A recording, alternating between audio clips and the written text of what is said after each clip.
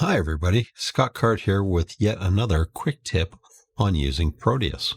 Today I'd like to talk to you about how to use data buses to create more complicated parts very quickly and easily. All right, let's dig in.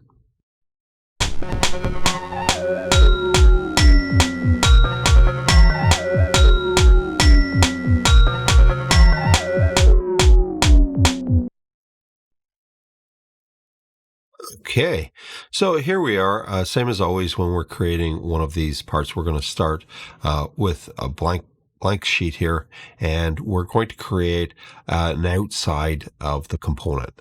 And remember that this is a completely fictitious part, so please don't try to associate this with some real part.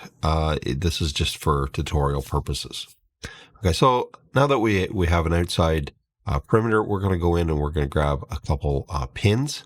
And let's say we have a VCC, VEE. Let's pick some sort of an enable pin. Then we're going to want a bus. In this case, I'm going to use a positive clock on the bus.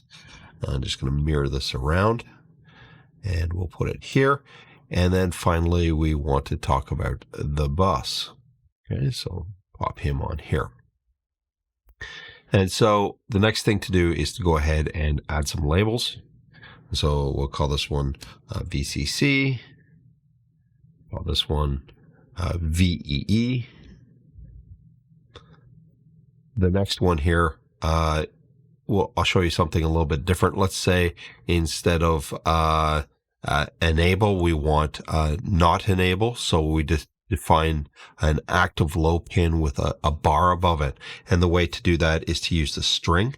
So string EN, and we'll end with a string or a $sign. And we'll say OK. And you'll notice that it gives us this not enable.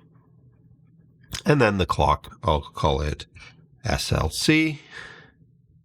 And finally, that leaves us with the bus. And so the nomenclature for the bus would be to give it a register, so A in this case, and then square bracket. And we want to go, our data bus, let's go from 0, ... and we're going to go, let's go 8 bits wide. So A0 to A7, and end with a square bracket, and say OK. And that pretty much is our part.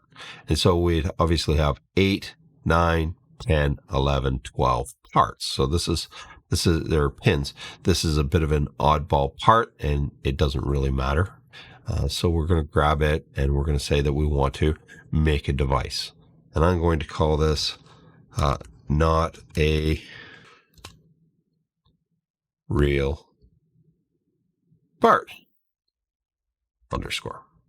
And I'll give it the identifier U, and I will go in and choose that I want a double inlined 12 pin.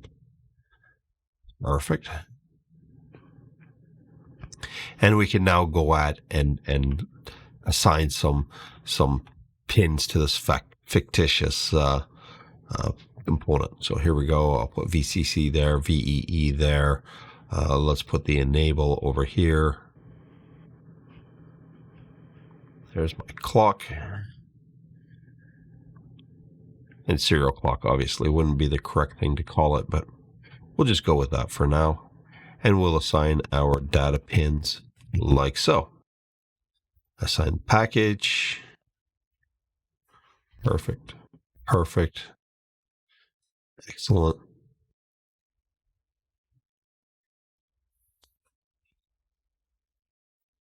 And finally, we'll delete the part, because now we can insert our real part. Well, in this case, our not real part.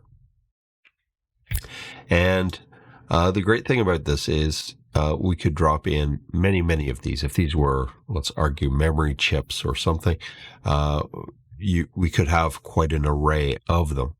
And if we go over to our PCB layout, even though all of these labels are identified as part of that A register, you'll notice that nothing really is connected. Okay. And so let's go back in here and we could start to connect things like ground and power.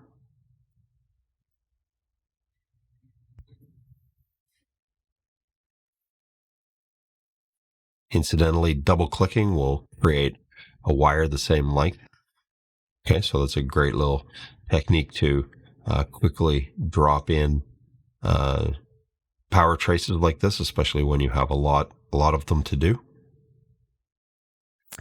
The clocks could get tied together, obviously.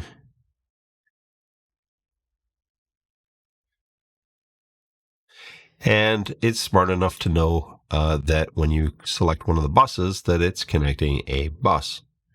All right, so this is a great way to do that. And obviously, the not enable would never get tied together because you would want to be able to pull each of the pins and be able to dump this data where off of here directly onto whatever device is reading it.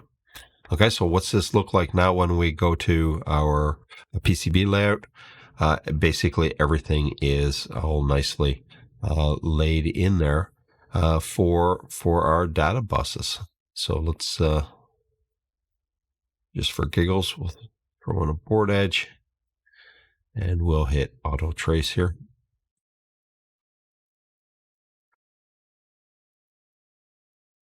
Okay, so there we go.